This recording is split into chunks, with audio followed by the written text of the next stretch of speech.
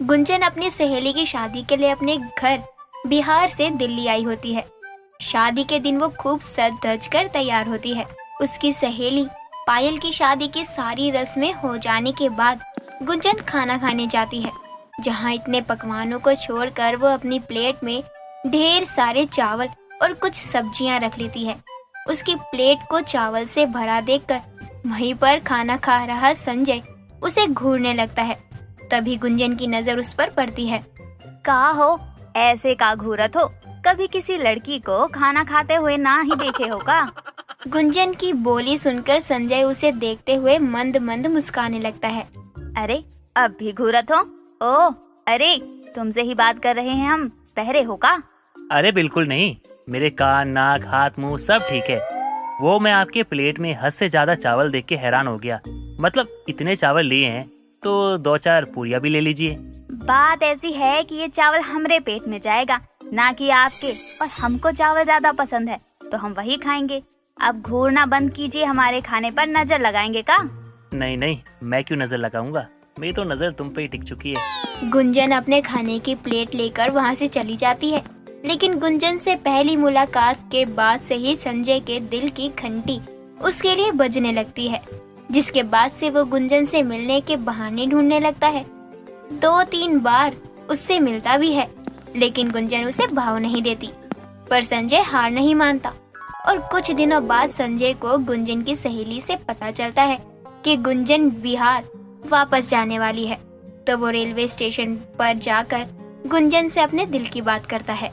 अच्छा हुआ ट्रेन छूटने से पहले आ गए, वरना हम तो निकल जाते ना बिहार। तुम मुझसे दूर ना हो जाओ, इसलिए मैं यहाँ तक आया हूँ। क्या तुम मुझसे शादी करोगी?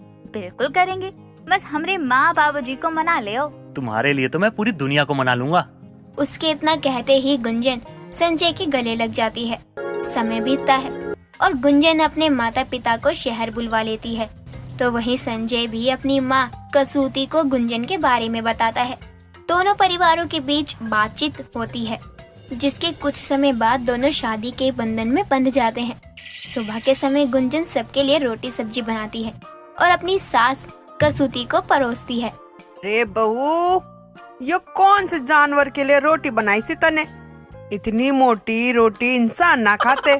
कैसी बात करत हो सासू माई? अरे हमरी अम्मा तो हमको ऐसे ही रोटी बनाना सिखाई है, और तनिक खा कर देखो, स्वाद आ जाई तो का।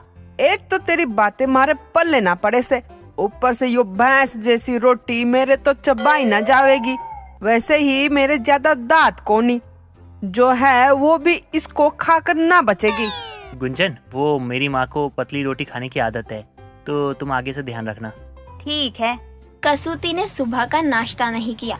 ये सोचकर गुंजन दोपहर के खाने में चावल दाल बनाने के लिए रसोई में पहुंचती है। फटाफट से सासू माई के लिए मस्त दाल चावल चोखा बना देते हैं। उनका पेट भी भर जाएगा और हमको दाल चावल खाने को भी मिलेगा। गुंजन दाल कुकर में डालकर चढ़ा देती है और रसोई में चावल ढूंढने लगती है। कुछ ही देर में दाल बनकर तैयार हो जाती है, लेकिन उसे पूरी रसोई में कहीं चावल नजर नहीं आते। तभी उसके हाथों एक डिब्बा गिर जाता है, जिसकी आवाज सुनकर उसकी सास रसोई में चली आती है। क्या बात होगी?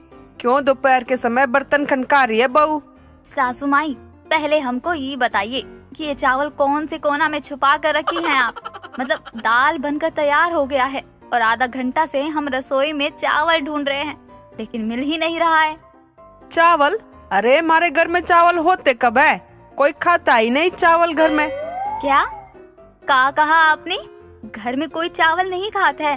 अरे दादा, तो का रोटी खाकर जिंदा रहत हो सासू माई, मतलब चावल नहीं है? गजब बात है। इसमें के गजब की बात हो गई? चावल ना खाते तो ना खाते, इब शोर कम कर, आधी नींद से जगा दिया तूने। इससे पहले कि गुंजन आगे कुछ कहती, कसूती उबासियां लेते हुए वहाँ से चली जाती है और उसके ससुराल में कोई चावल नहीं खाता। ये बात सुनकर गुंजन हैरानी में पड़ जाती है। अब इस दाल का क्या करेंगे हम? माता रानी, चावल बिना ससुराल में हम बिहारी को काहे भेजे? बिना चावल के हमरा गुजारा कैसे होगा? गुंजन को तो अब खाने की चिंता होने लगती है। दोपहर में तो किसी तरह गुंजन खुद को समझा लेती है, लेकिन शाम को वो घूंघट करके नुक्कड़ की दुकान पर चावल लेने के लिए पहुंच जाती है। ए भैया जी, तनिक 2 किलो बढ़िया बासमती चावल तोल दीजिए। अरे बोली से तो बिहारी लागत हो, कहीं कसूती बहन जी की बहुरिया तो नहीं हो? सही पहचाने हैं भैया जी। लेकिन एक बात बताइए, हमारी सासू माई कभी राशन में चावल नहीं ले जाते का? बिल्कुल नहीं। हाँ, घर में मेहमान आ जाते हैं तो लेके चली जाते हैं, वरना वो चावल नहीं लेती हैं। हमको भी आज ही बात पता चला, इसलिए चावल लेने चले आए।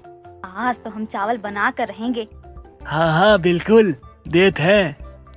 गुंजन चावल लेकर पहुंच जाती है और रात का खाना बनाने की तैयारी करती है। कुछ ही देर में संजय ऑफिस से घर लौटता है तो उसे खाने की अच्छी खुशबू आती है। थोड़ी देर बाद गुंजन सबके लिए गर्मा गर्म दाल चावल चोखा परोस देती है और अपने घर में चावल बने देखकर संजय और कसूती दोनों गुंजन को घूरने लगते हैं। अरे घूरिए नहीं, खाइए, बहुत मजेदार बनाए हैं हमने। बहू, यो तने के कर दिया? चावल बना के रख दिया। अरे कौन खावेगा इस चावल ने? हम सभी खाएंगे सासू माई। तू बावरी हो गई के? अरे मैंने चावल खाने की मनाही से मैं चावल खाना तो दूर की बात से देख भी ना सकूं, क्योंकि जब देखूं हूँ मेरा मन खाने को कर जाता। हाँ तो खाइए ना, खाने के लिए ही तो बनाए हैं। देखिए सासू माई, हम ठहरे बिहारी, बिना चावल के हमारा तो खाना अधूरा है, इसलिए चावल तो जरूरी है। गुंजन, हमारे घर में चावल कोई नहीं खाता क्योंकि माँ को डॉक्टर ने मना किया है खाने से। कोई बात नहीं, हम और तुम खा लेते हैं। सासू माई के लिए रोटियां सेक देते हैं। बिल्कुल ना, मैं खाने में यो भेदभाव ना सहूंगी। जो मैं खाऊंगी वही थम दोनों भी खाओगे, और इस घर में चावल आज के बाद मन्ने दिखने ना चाहिए। तभी कसूती चावल उठाकर पड़ोस वाली के घर दे आती है। ये देखकर गुंजन को बहुत गुस्सा आता है और वो भी ठान लेती है कि जब तक घर में चावल नहीं बनेंगे वो कुछ भी नहीं खाएगी और घर का एक भी काम भी नहीं करेगी। समय बीतता है। गुंजन सारा दिन घर में इधर उधर करती, लेकिन भूलकर भी किसी काम को हाथ नहीं लगाती। ये सब देखकर संजय गुंजन को समझाता है। गुंजन, तुम जिद पे क्यों आ रही हो? आई हो दादा, अरे भला एक बिहारी चावल खाए बिना कैसे रह सकत है? चावल बिना ससुराल में इस बहुरिया का गुजारा ना हो पाएगा सजनवा। गुंजन, माँ का शुगर कुछ ज्यादा ही बढ़ा हुआ था, जिसके कारण उन्हें 3 महीने तक चावल, मिठाई और मीठी चीजों से दूर रहने के लिए कहा गया है, जिसके कारण घर में ऐसी चीजें आती भी नहीं है और ना कोई बनाता है। इसीलिए तुम भी ये चावल ना बनाओ तो ज्यादा अच्छा होगा। अरे दैया, मतलब सासू माई के चलते हमको चावल का त्याग करना पड़ेगा। कौन मुसीबत दे दिए हो भगवान। गुंजन संजय की बात को मानकर अपनी जिद को छोड़ देती है और घर का काम करने लगती है और घर में रोटियां ही बनाया करती, लेकिन चावल के बिना गुंजन मन से खाना नहीं खाती थी। ये देखकर कसूती को गुंजन पर तरस आ जाता है और उसे एहसास होता है कि वो अपनी बीमारी के चलते अपने बहू बेटे को उनकी मनपसंद की चीजें खाने ना देकर बहुत गलत कर रही है। जिसके बाद अगली रोज कसूती खुद छोले चावल बनाकर परोसती है तो गुंजन हैरान होकर देखती है। सजनवा, ये चावल, हमरे ससुराल में चावल, कहीं हम सपना तो नहीं देखत हैं? सपना ना, हकीकत है यो।